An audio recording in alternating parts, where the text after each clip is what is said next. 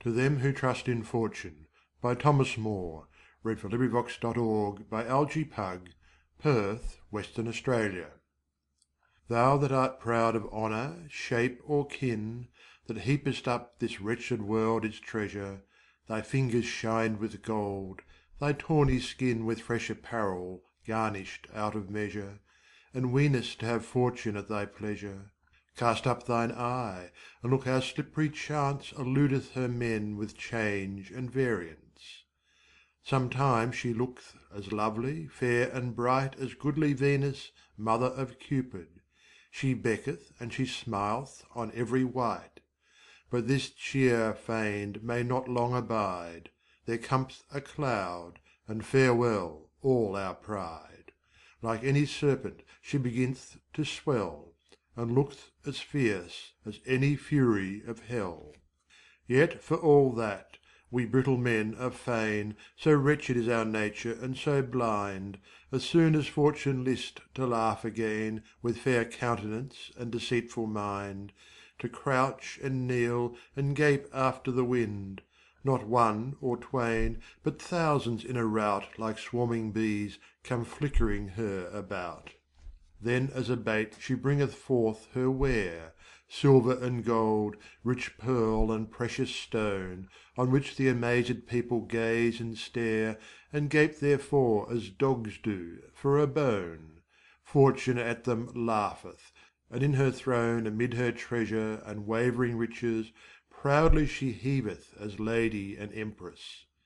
Fast by her side doth weary labour stand, Pale fear also, and sorrow all bewept, Disdain and hatred on that other hand Eke restless watch, from sleep with travail kept, His eyes drowsy and looking as he slept. Before her standeth danger and envy, Flattery, deceit, mischief, and tyranny. About her cometh all the world to beg. He asketh land, and he to pass would bring This toy and that, and all not worth an egg. He would in love prosper above all thing. He kneeleth down and would be made a king. He forceth not so he may money have, Though all the world account him for a knave. Lo, see ye thus divers heads, divers wits. Fortune alone is divers, as they all, Unstable, here and there among them flits, And at a venture down her gifts they fall.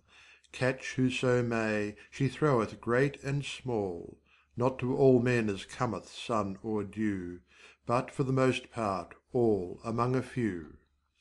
And yet her brittle gifts long may not last. He that she gave them looketh proud and high, She whirl'th about, and pluck'th away as fast, And giveth them to another by and by. And thus from man to man continually She used to give and take, and slyly toss One man to winning of another's loss. And when she robbeth one, down goeth his pride, He weep'th and waileth, and curseth her full sore. But he who receiveth it on t'other side Is glad, and blesseth her oftentimes therefore. But in a while, when she loveth him no more, She glideth from him, and her gifts they too, And he her curseth, as other fools do. Alas! the foolish people cannot cease, Nor void her train, till they the harm do feel. About her alway busily they press. But Lord, how he doth think himself full well That may set once his hand upon her wheel. He holdeth fast, but upward as he steereth, She whip'th her wheel about, and there he lieth. Thus fell Julius from his mighty power. Thus fell Darius, the worthy king of Persia. Thus fell Alexander, the great conqueror. Thus many more that I may well rehearse. Thus double Fortune, when she list reverse Her slipp'ry favour from them that in her trust, She flieth her way, and lieth them in the dust. She suddenly enhanceth them aloft, And suddenly mischieveth all the flock. The head that late lay easily and full soft, Instead of pillows lieth after on the block. And yet, alas, the most cruel proud mock, The dainty mouth that ladies kiss'd have, She bringeth in the case to kiss a knave. In changing of her course the change showeth this: Up starts a knave, and down there fall'th a knight.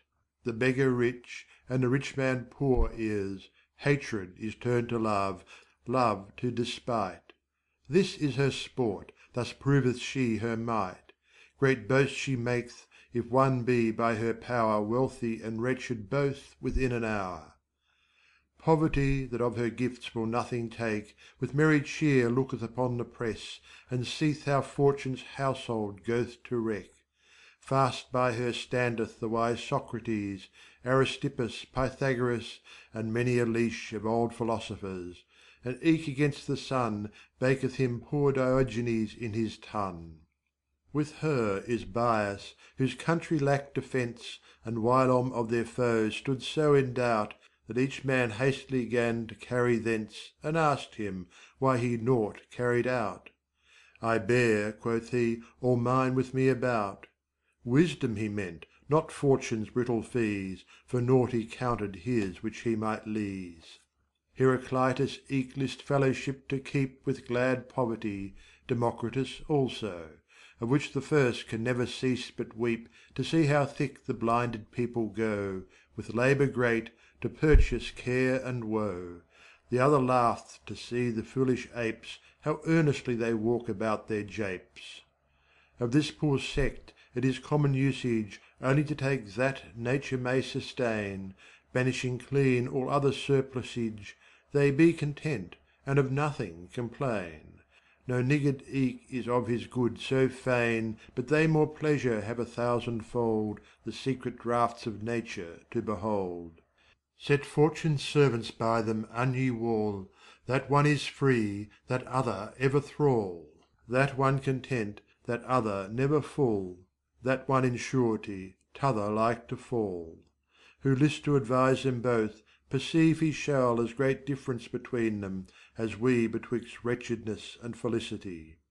Now have I showed ye both; choose what ye list. Stately Fortune, or humble poverty; That is to say, now lieth it in your fist To take here bondage or free liberty. But in this point an ye do after me, Draw ye to Fortune, labour her to please, If that ye think yourself too well at ease. And first upon thee lovely shall she smile, And friendly on thee cast her wandering eyes, Embrace thee in her arms, and for a while Put thee and keep thee in fool's paradise. And forthwithal, whatso thou list devise, She will grant thee it liberally, perhaps, But for all that, beware of afterclaps. Reckon ye may never of her favour sure.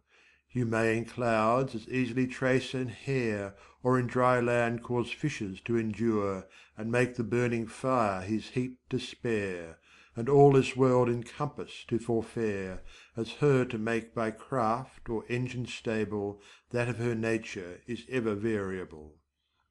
Serve her day and night, as reverently Upon thy knees as any servant may; And in conclusion, that thou shalt win thereby Shall not be worth thy service, I dare say.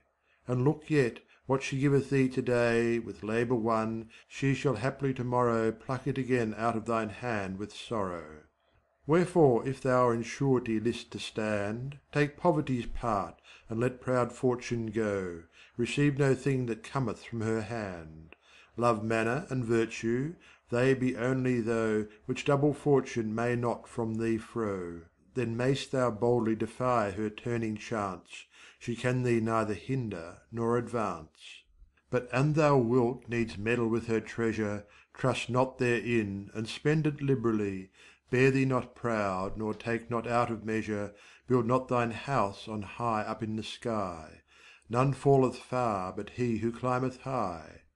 Remember nature sent thee hither bare, The gifts of Fortune, count them borrowed ware. End of poem. This recording is in the public domain.